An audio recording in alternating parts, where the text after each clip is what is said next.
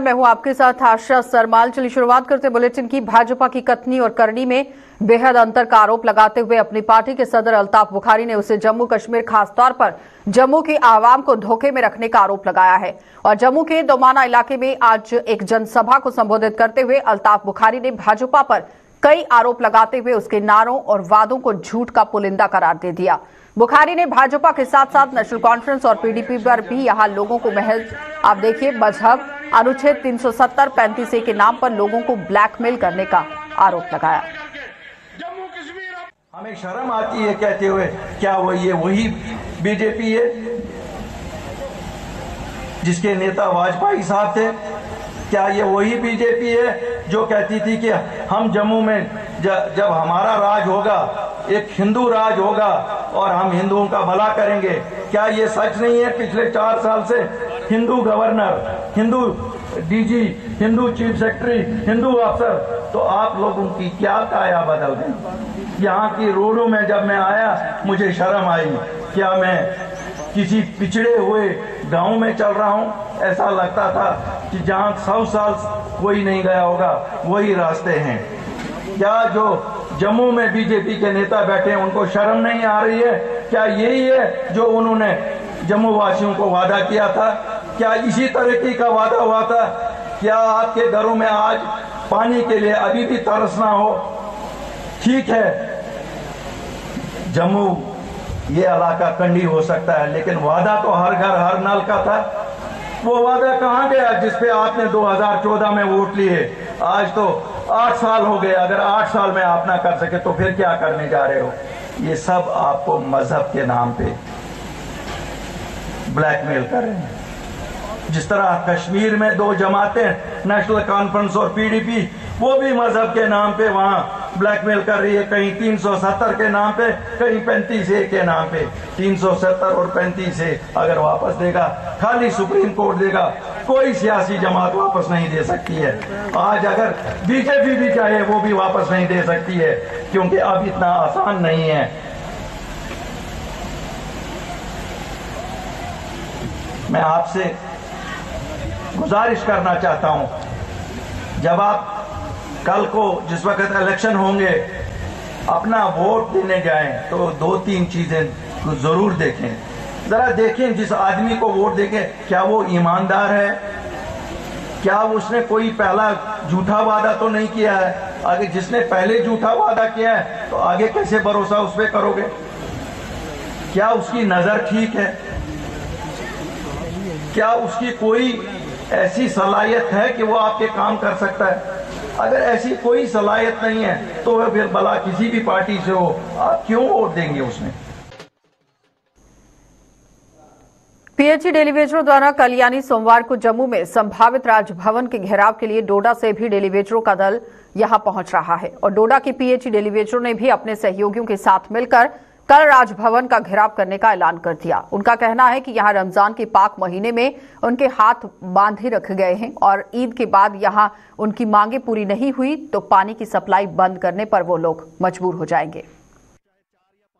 इस वक्त जो हमारा घेराव कल का है एलजी साहब के क्या कहते हैं भवन का, तो यहाँ से जो है 200-400 लोग हैं, लेकिन बाकी डिस्ट्रिक्टों से भी ऐसे ही करके हमारे पूरे जम्मू प्रोविंस का इस वक्त जो डेली वेजर है 10-15 हज़ार लोग इस वक्त जो है घेराव के लिए तैयार हैं। खाने पीने के लिए लाले पड़ रहे हैं इस वक्त। और अब हमारे पास इसके अलावा कोई मुद्दा नहीं है कि हम सड़कों पर आ जाएँ, हम शोर उठाएँ। और हमने इस वक्त एक जामे प्रोग्राम बनाया है कि अगर ईद तक हमारा मसला जो है ये क्लियर न किया जाए, रेगुलराइजेशन प्रोसेस जो डेली वेजर्स का है 61,000 डेली वेजर जो हमारे जम्मू कश्मीर में है, अगर इनके लिए जामे पॉलिसी के साथ ये क्या कहते हैं इनके रेगुलराइजेशन के लिए यहाँ पॉलिसी नहीं बनाई जाए तो ईद के बाद हम जो है पानी बंद करेंगे। क्लियर कट ये पॉलिसी हमारी है कि हम पानी बंद। आज जो हमने ये रिलैक्सेशन दे दी वो इसलिए है, हमारा रमज़ान चल रहा था और यहाँ पे नवरात्रि चल रहे थे, लेकिन ईद के बाद हमारा बाज़ाब्ता तौर चाहे 4 या 5 मई को हमारा प्रोग्राम ये शुरू हो जाएगा, हम हड़ताल करेंगे। तो दिल्ली के जहांगीरपुरी इलाके में हनुमान जयंती पर निकाली गई शोभा यात्रा पर हुए पथराव के मामले में तूल आप देखिए किस तरह से बढ़ता हुआ नजर आ रहा है। इस पथराव के विरोध में देश भर में प्रदर्शनों का सिलसिला बदस्तूर जारी हो चुका है और जम्मू कश्मीर में भी अब आप देखिए किस तरह से विरोध देखा गया। जम्मू में आज जहां राष्ट्रीय बजरंग दल ने इसके विरोध में प्रदर्शन किया, तो वहीं जिले के अखनूर इलाके में भी बजरंग दल की स्थानीय इकाई सड़कों पर उतर आई। बजरंग दल ने इस हमले को हिंदुत्व पर हमला करार देते हुए आरोप लगा दिया है कि आरोपियों की संपत्तियां यहां जब्त होनी चाहिए। ये मांग सामने रखी गई और कई तरह के आरोप भी लगाए गए, लेकिन उन्हें कड़ी से कड़ी सजा देने की भी मांग की गई, जैसा कि देश के कुछ अन्य राज्यों में किया जा रहा है। गुजरात, मध्य प्रदेश और यूपी ने इसका मुंह तोड़ जवाब दिया है। बुलडोजर के नाम से, आज बुलडोजर के नाम से ये उपद्रवी जो हैं वो थर थर कांप रहे हैं। तो योगी जी क्यों पीछे, ये अरविंद केजरीवाल क्यों पीछे हैं? उन्होंने योगी जी से कुछ सीखना चाहिए। और ये अरविंद केजरीवाल हमेशा जो है वो हमेशा हिंदुओं के खिलाफ रहा है, हमेशा हिंदुओं को उसने प्रताड़ित करवाया वहां पर। इससे पहले भी दंगे हुए, आम आदमी पार्टी के जो हैं पार्षद उसमें शामिल रहे, उसके कई नेता इसमें शामिल रहे, लेकिन क्या कार्रवाई हुई? कब तक हिंदू इसी प्रकार से सड़कों पर रोता बिलखता रहेगा? कब तक हिंदू जो अपने देश में ही अपनी धार्मिक झांकी नहीं निकाल पाएगा? और अब हमारी चेतावनी है कि हम इन नारों से बाहर भी आ सकते हैं। अब सरकारों को चाहिए कि इंसाफ किया जाए। जिन लोगों ने ये किया है उनकी संपत्तियां जब्त करके उनके घर गिराए जाएं, जिस प्रकार से यूपी और गुजरात और मध्य प्रदेश के अंदर हुआ है। तो ये कार्रवाई करने की जरूरत है सरकार को। अब हम चुप बैठने वाले नहीं है, पूरा देश जागृत हो रहा है। ऐसा ना हो कि हिंदू खड़ा हो और सड़कों के ऊपर आ जाए, फिर गंभीर परिणाम जो है वो इन सरकारों को ही भुगतने हैं।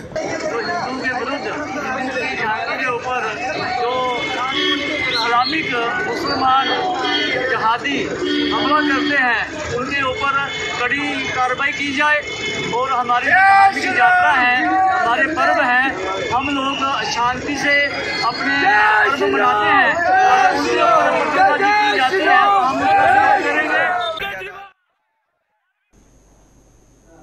तो जम्मू के अलावा सूबे के अन्य जिलों में भी दिल्ली की हनुमान जयंती पर निकाली गई शोभा यात्रा पर हुए पथराव के विरोध में प्रदर्शनों का सिलसिला जारी रहा और शिवसेना डोगरा फ्रंट ने आज कठुआ में प्रदर्शन कर सरकार से शोभा यात्रा को निशाना बनाने वालों को तिहाड़ जेल में बंद कर या फिर उन्हें गोली से उड़ाने की भी मांग की।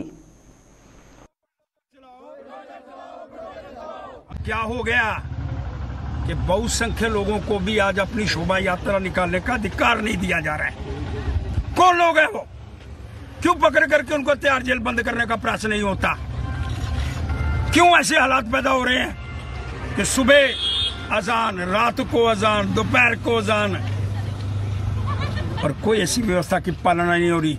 सुप्रीम कोर्ट के आर्डर को भी निरस्त करने की बातें की जा रही हैं। और जब आरती अगर सुबह होगी, शाम होगी, दोपहर होगी, तो फिर क्या सिर्फ लाउड स्पीकरों के ऊपर आवाजें ही सुनाई देंगी? इसलिए मैं मांग करना चाहता हूं, ऐसे लोग जिन लोगों ने रामनवमी पर और खास करके जो कल की घटना घटी है जिसमें इतना तूफान आया है, वहां जिसमें शोभा यात्रा निकालने की अनुमति नहीं मिली, वहां पथराव हो गया। पहली बार हुई ऐसी घटना, शोभा यात्रा पर पथराव।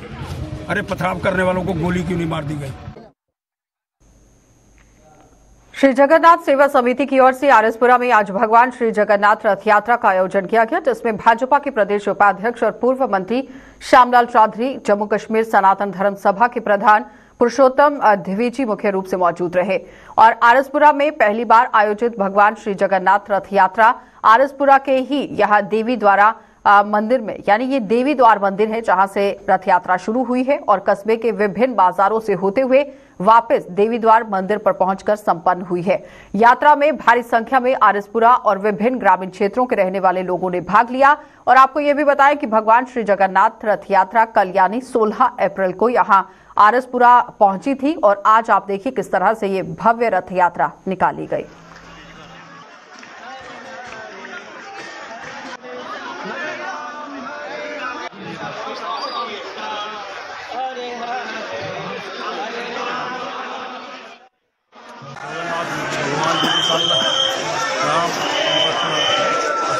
जो स्वागत किया सारे आरएसपुरा में पहली बार इसकी सिंगल यात्रा जहाँ से आरएसपुरा में हो रही है।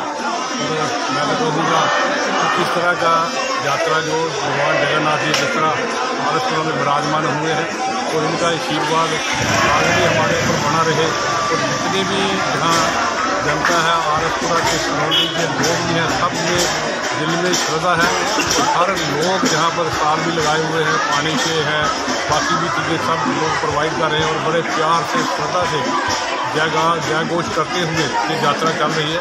और यही आशा करते हैं कि आने वाले समय भी इस तरह की यात्रा यहाँ होती रहे और भगवान जगन्नाथ जी का आशीर्वाद हमारे आरसपुरा शहर को और इस इलाके पर बना। मेरे लिए ये बहुत एक सौभाग्य का विषय है कि श्री जगन्नाथ रथ यात्रा समिति आरसपुरा ने एक प्रयास किया और कल 16 तारीख भगवान जगन्नाथ यात्रा के जो विग्रह है वहाँ आए, लोगों ने बहुत भव्य स्वागत किया, उसका बड़ा उत्साह था। आज किसी कार्मिक शीशा हुआ, लेकिन आज बहुत सुंदर शोभा यात्रा है। सारे नगरवासी इसमें भाग ले रहे हैं, जगह जगह पर अपने जो यात्रा के साथ चल रहे हैं बंधु, उनके स्वागत के लिए जल की व्यवस्था, लस्सी की व्यवस्था, फलों की व्यवस्था है। एक श्रद्धा का बड़ा एक सैलाब उमड़ा हुआ है। मैं ये आशा करता हूँ सब नगरवासियों का उत्साह देख करके यह निरंतर अगले वर्ष भी ऐसा होगा, उससे अगले वर्ष भी निरंतर ये बढ़वा चलेगा। ईसाइयों का महत्वपूर्ण पर्व ईस्टर संडे आज दुनिया भर में श्रद्धा के साथ मनाया जा रहा है और इस अवसर पर गिरजाघरों में विशेष प्रार्थना के साथ साथ शांति रैली का भी आयोजन किया गया। उधमपुर में भी ईस्टर संडे का पर्व बड़ी ही श्रद्धा के साथ यहां पर मनाया गया, जहां आयोजित शांति में बड़ी संख्या में ईसाई समुदाय के लोगों ने भाग लिया। इस अवसर पर फादर संतोष थॉमस ने देशवासियों को ईस्टर संडे की शुभकामनाएं दी और देते हुए उनसे प्रभु ईसा मसीह से भी यहां पर आप देखिए विचारों और आदर्शों पर चलने का यहां पर आह्वान जो है वो किया गया। हम अपने उधमपुर निवासियों को, अपने पूरे देश को हम शुभकामनाएं देते हैं। आज का दिन जो है वो ईस्टर का दिन इस बात को दिखाता है कि प्रभु यीशु मसीह ने मृत्यु पर जय प्राप्त की। आज वो मृत्यु में से वो पुनरुत्थानित हुए हैं, परंतु 2 दिन पहले प्रभु यीशु मसीह ने सारी मानव जाति के लिए, उनके पापों की क्षमा के लिए अपने प्राण सलीब पर दिए और वो शुक्रवार को उन्हें एक गुफा नाम कब्र में रख दिया गया। और आज एतवार के दिन यानी तीसरे दिन पवित्र शास्त्र बाइबल के मुताबिक प्रभु यीशु मसीह मृतकों में से जीवित हुए हैं। सारी मानव जाति के लिए मृत्यु के डर को उनके मन से निकालने के लिए, शांति देने के लिए, प्रेम का संदेश देने के लिए प्रभु यीशु मसीह ने मृत्यु पर जय प्राप्त की है। हम आज इस शुभ अवसर पर अपने उधमपुर वासियों को, अपने पूरे देशवासियों को इस ईस्टर के अवसर पर शुभकामनाएं देते हैं। Gandhinagar green belt park morning walkers association द्वारा हाल ही में केरल में आयोजित राष्ट्रीय पावर लिफ्टिंग चैंपियनशिप में 4 स्वर्ण पदक जीतने वाले खिलाड़ी यहां सपना जैन को सम्मानित किया गया। पूर्व आईएएस अधिकारी और एसोसिएशन के वरिष्ठ सदस्य केबी जांड्याल ने उन्हें एसोसिएशन की ओर से स्मृति चिन्ह और गुलदस्ता देकर सम्मानित किया। एसोसिएशन के संरक्षक पवन जैन की यहां बहू सपना एक गृहिणी है और उन्हें पूर्व में राष्ट्रीय और एशियाई पावर लिफ्टिंग चैंपियनशिप में पदक जीतने का श्रेय दिया जा चुका है। ये पहली बार है जब उन्होंने एक टूर्नामेंट में 4 स्वर्ण पदक जीते हैं। वहीं सपना जैन ने इस सम्मान के लिए एसोसिएशन का भी आभार व्यक्त किया है। मैं सबको तहे दिल से बहुत बहुत शुक्रिया। I am feeling so obliged. इतना प्यार, इतना डैडी की वजह से और सबकी वजह से इतनी अच्छी रिस्पेक्ट और इतना प्यार मिला है। और ये मेरा 4th नेशनल है। इससे पहले 2019 में मैं एशियन के लिए सिलेक्ट हुई थी और मैं कजाकिस्तान अल्माटी गई थी। वहाँ मैंने 4 मेडल्स जीते थे, 1 गोल्ड, 1 सिल्वर और 2 ब्रोंज मेडल्स। और ये 2 साल कोविड में कोई कंपटीशन नहीं हुआ, तो ये उसके बाद 2 साल बाद पहला ये नेशनल्स हुआ था। It is a quite good competition. Overall India से हर एक स्टेट से प्लेयर्स थे। अप्रॉक्सीमेट 1200 प्लेयर्स थे। मेरी अपनी वेट कैटेगरी में ही 15-16 गर्ल्स थी जो खेलने के लिए। Very nice. और यहाँ मैंने तीनों गेम, स्क्वाट, बेंच और डेडलिफ्ट, तीनों में ही सबसे हेवीएस्ट लिफ्ट करके और ओवरऑल गोल्ड मेडल जीता। तो it was a very good competition. अपना पहला रिकॉर्ड एशियन में रिकॉर्ड था टोटल ऑफ 237.5, वो मैंने ब्रेक किया and I lifted 250 kg total of 250 time. तो उधमपुर से दिल्ली के लिए यहां डेली बस सर्विस का शुभारंभ हो गया है। इस बस सर्विस से शुरू होने से उधमपुर के लोगों ने राहत की सांस ली है। इससे पहले उधमपुर के लोगों को यहां दिल्ली जाने के लिए जम्मू आना पड़ता था और उधमपुर से शुरू हुई ये बस सेवा धार रोड से होते हुए लखनपुर पार करेगी और इस सेवा से जिले के दूरदराज के लोगों को लाभ मिलेगा।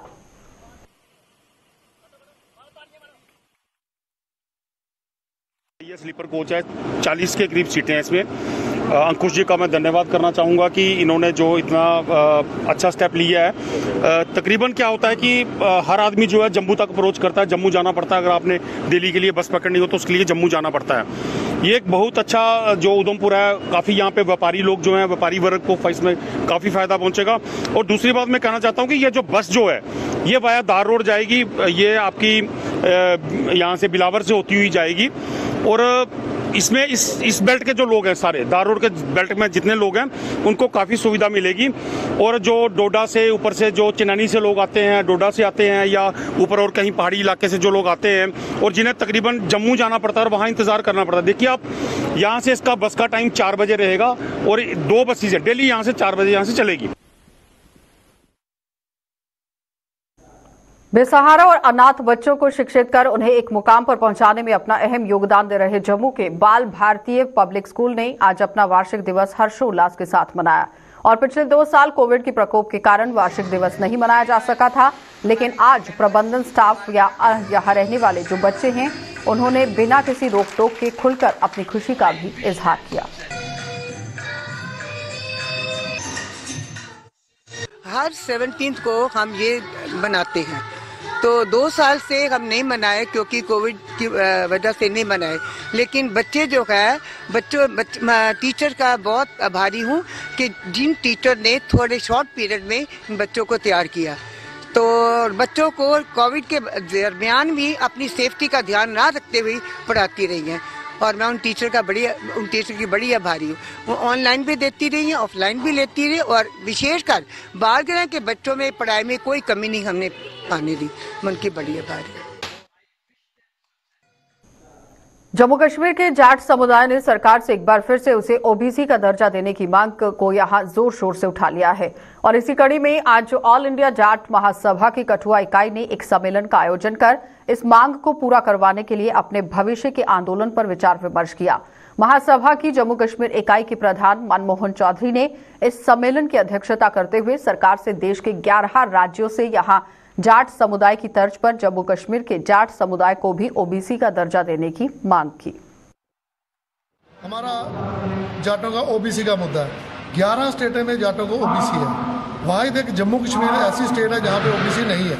मैं ये आपके माध्यम से ये भी कहना चाहता हूं कि पहले तो हमें गवर्नमेंट ये कहती थी 370 अब तो 370 का कोई इशू ऐसा नहीं है। अब तो 370 भी हट गई है और हम उसके लिए भी लड़ाई लड़ रहे हैं और हमें उम्मीद है कि गवर्नमेंट हमारी बात सुनेगी और हमें जल्दी ही ओबीसी के मुद्दे पर हमें ओबीसी का जो बरादरी को वो भी देंगे। और इसके साथ मैं कहूँगा कि हमें वहाँ से डिस्प्लेस होकर आए हुए हमें 50 साल से ऊपर हो गए और आज तक गवर्नमेंट ने जो हमें ज़मीनें दी हल चलाने के लिए, फसल उगाने के लिए या रहने के लिए, उस ज़मीन का हमें मालिकाना हक नहीं दिया गया। वो भी एक हमारा मुद्दा है कि जैसे अब रोड बाइंडिंग हो रही है, कहीं रिंग रोड बन रहा है, कोई फ्लाईओवर बन रहे हैं या और कोई ऐसा प्रोजेक्ट बन रहा है, तो गवर्नमेंट उस ज़मीन को जब एक्वायर करती है तो हमें कुछ उसका नहीं मिलता है।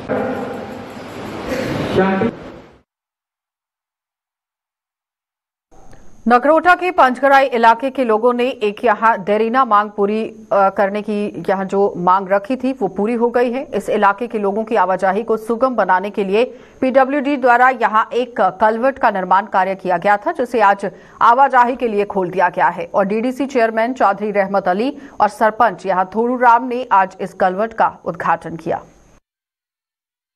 लोकें बड़ी परेशानी आती ही जिसलै पानी आंदा बरसात आंदी ही ते पानी जिहड़ा पुली बेही जंदी ही और लोकें बड़ी मुश्किल दा सामना करना पौंदा। छोटे छोटे बच्चे ये नाला चढ़ी जंदा हा। पूरा मेरा जिहड़ा महल्ला है वार्ड नंबर 2 जिहड़ी है ये जिहड़ी जिसलै बलीनी चढ़ी जंदी ही और जिहड़े लोग बच्चे और औरतां जिहड़े बच्चे साढ़े जां कोई भी आदमी नौकरी जाने वाला भी इन्नी परेशान है कि 2-3 शख्स साढ़े ग्रां दे रुड़ी भी गए और जिसलै नाला क्रॉस करते हे और वो नाले विच पानी बेही जंदे हे। और अस आखने डिपार्टमेंट का और अपने चेयरमैन साहब का भी ये बड़ा शुक्रिया अदा करने और ठेकेदार साहब साढ़े जेह्ड़े बशीर साहब कोहली इन्हें भी बड़ा अच्छा साढ़ा काम किया। और मिगी लोग आखते रहे 2-4 बारी सुनिया दिता कि थोड़ा जी पैसे लैप्स होई है। मैं आख्या गए पैसे कोहली साहब ने घरा भी लाना पौंगा, डिपार्टमेंट की छोड़िए साढ़ा कोहली इन्ना मजबूत ठेकेदार है, ऐसी कोई गल नहीं। और चेयरमैन पुंछ की मंडी तहसील के कलानी इलाके में यहां माइनिंग माफिया लोगों की कीमती जानों से खिलवाड़ करने से बाज नहीं आ रहा है। इलाके में जुलाई 2020 में बने हुए पुल के ठीक नीचे नाले में से माइनिंग माफिया धड़ल्ले से अवैध खनन करने में जुटा हुआ है और जिससे इस पुल की नींव कमजोर होने और पुल के ढहने का भी अंदेशा बना हुआ है। स्थानीय लोगों ने पुलिस प्रशासन से माइनिंग माफिया की नकेल कसने की मांग की ताकि उन्हें नुकसान न उठाना पड़े। इस ब्रिज से लगभग 5-6 गांव जो हैं वो जुड़ते हैं। अगर कल आने वाले वक्त में जब बारिश होती है, यहाँ इस साइड में जब बारिश का महीना आएगा तो बहुत ज़्यादा बारिश होती है, दरिया बहुत ज़्यादा आता है, तो उस टाइम अगर इस ब्रिज का कोई नुकसान वगैरह हो जाता है तो उसको कौन भरेगा। मैं आपके चैनल के माध्यम से जनाब डिप्टी कमिश्नर साहब से और SSP साहब से ये गुजारिश करना चाहता हूँ कि अभी माइनिंग की कोई टेंडरिंग वगैरह नहीं हुई है। जब तक टेंडरिंग वगैरह नहीं होती इन लोगों के ऊपर कड़ी से कड़ी कार्रवाई की जाए। जहाँ भी कहीं इनकी गाड़ी इलीगल मिलती है, कोई इलीगल माइनिंग करता हुआ मिलता है तो उसकी गाड़ी को सीज किया जाए, क्योंकि अभी तक जब तक ये इनका टेंडरिंग वगैरह नहीं होगा तब तक ये लोगों का नुकसान कर रहे हैं, बिला वजह गवर्नमेंट की बनाई हुई चीज़ों का नुकसान कर रहे हैं। आने वाले वक्त में अगर ये ब्रिज गिर जाएगा तो इसका जिम्मेवार कौन होगा। मैं लास्ट बार फिर इन लोगों के लिए भी यही चीज़ कहना चाहता हूँ कि आपके चैनल के माध्यम से कि इन्होंने मुझे यही बोला कि आप चलो नीचे, मैंने भी जाके देखा तो वो बड़ी वहाँ पे खस्ता हालत है। जनाब SSP साहब से, डिप्टी कमिश्नर साहब से और भी जितने ये चेक पोस्ट के इंचार्ज साहब हैं, इनसे भी मेरी ये गुजारिश है, जिस तरह साथरा में काम हो रहा है इसी तरह यहाँ भी काम होना चाहिए और यहाँ भी ट्राली जो ये इलीगल माइनिंग वगैरह कर रहे हैं इनके खिलाफ कार्रवाई होनी चाहिए। आज हमारा ये मौजू है कि जो यहाँ दरिया के एक में पुल लगा हुआ है जो टिमरा से कलानी की तरफ, यहाँ एक पुल से नीचे जो है बजड़ी निकालते हैं और जो पुल से आगे हमारी ज़मीन है, हमारी ज़मीन को भी ख़तरा है और पीछे भी ज़मीन है उसको भी ख़तरा है। यहाँ से एक बहुत गहरा नाला बना रखा है जो मशीनें लगा के यहाँ बजड़ी निकालते हैं और यहाँ की बहुत खस्ता हाल है। चलिए बुलेटिन में फिलहाल इतना ही। देश और दुनिया की खबरों के लिए आप बने रहिए हमारे साथ।